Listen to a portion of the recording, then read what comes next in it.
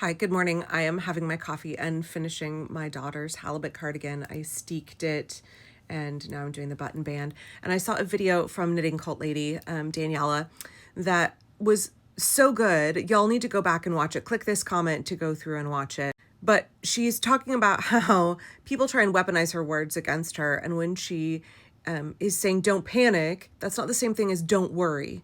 That we should be very worried about what the Trump regime is doing. And people on purpose misconstrue her words, misunderstand what she's saying, and then reflect back something that she never said in the first place. We should be very worried about what the Trump regime is doing. We should not be apathetic. We should not be passive. We should not be minimizing the harm. We should be organizing to defend democracy against the tyranny of Donald Trump and his ilk. What myself, Daniela, Friendly Honey Badger, and others have been saying is that you should not panic. Panic causes you to freeze. It causes you to give up in advance. It's an entirely different thing than don't worry. And I think I have also been getting some of this Waffles and Pancakes in my comments in response to my videos. Not some, I've been getting a lot of it. Where because I say we need to pursue every single avenue, we need to not give up any ground in advance. If there is somewhere we can be pushing and fighting, we should be doing so, right? We don't want to waste any opportunity that is presented to us. And more than that, we need to carve out opportunities for ourselves as a resistance movement. That's not the same thing as saying we're going to win every single place and it's going to be easy, or that if we make an effort, then Trump is going to roll over. In response to the big nasty budget bill, I had so many people saying, you said this wasn't going to pass. No, that's not what I said. I said, don't act in advance as if it is inevitable, because you don't know the future. You don't know the outcome. And if you never fight for it, you never have an opportunity to win. I was talking to my kid late last night. She is away for the summer, taking classes. She was like, is there even any point in emailing this professor? And I was like, well, right now the answer is a no. So if you never contact the professor, if you never email them, there is never the opportunity for them to understand the situation and maybe change that no to a yes. What's the worst that will happen if you ask? Nothing changes. If you don't advocate for yourself, if you don't fight for the thing that you want, then you have lost already. You have deprived yourself of a potential victory. You have deprived yourself of a potential opportunity for my daughter, right? So, when I advocate hey, here is an avenue that we should be pursuing. We should not give up in advance. We don't know what the future is. And if we don't fight, we don't ever have a chance to win. They choose after the fact to say, well, you were giving us false hope. You were saying that we definitely would win if we tried. I've never said that. I've said you'll definitely lose if you don't try. That's incredibly different than if you try, if you do this thing, then you automatically will win. And I understand part of that is people are angry and sad and frustrated, and so they lash out at me when they expended some effort and they didn't win because they're disappointed, they're heartbroken, they're scared. And I make for an easy target because I'm somebody who's like, you should be trying, you should be fighting. And disappointment feels very bitter. And so when you don't win, you want to blame it on somebody, right?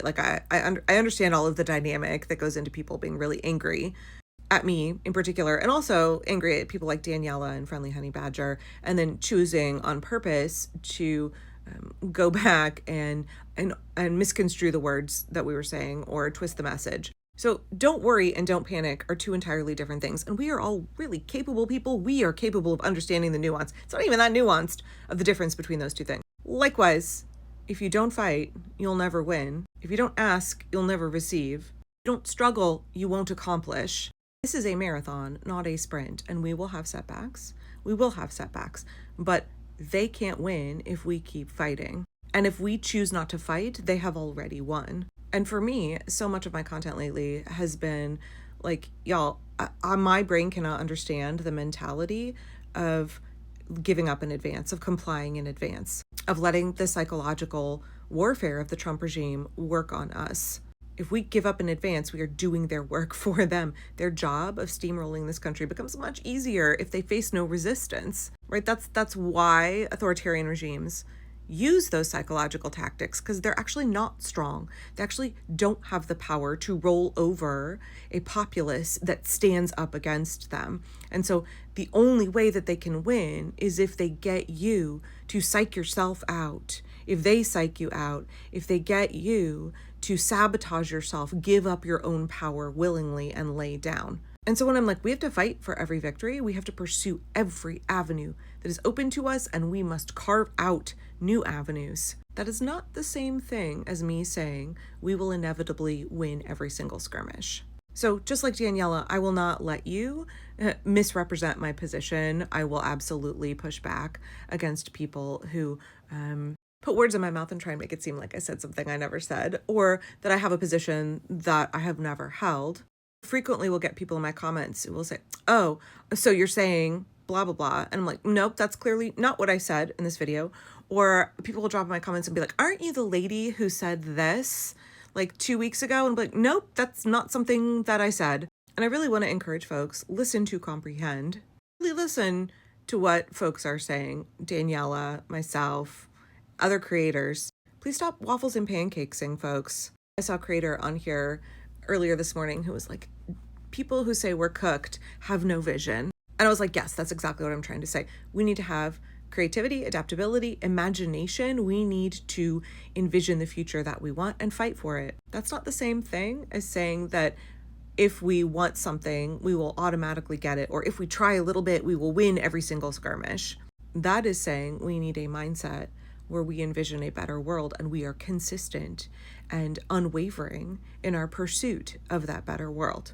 Our worry, our anger, our fear, those should all be things that drive us to fight harder, not things that cause us to give up in advance. If we have setbacks, that doesn't mean it's all over. It doesn't mean we're cooked.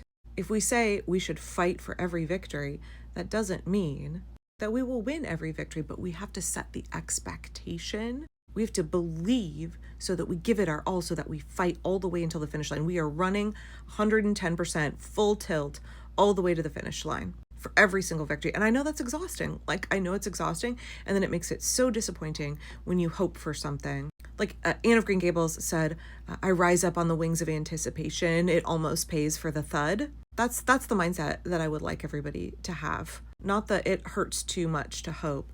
I can't handle the disappointment afterwards, so I will just give up because I don't want to deal with the emotions that go up and down. No.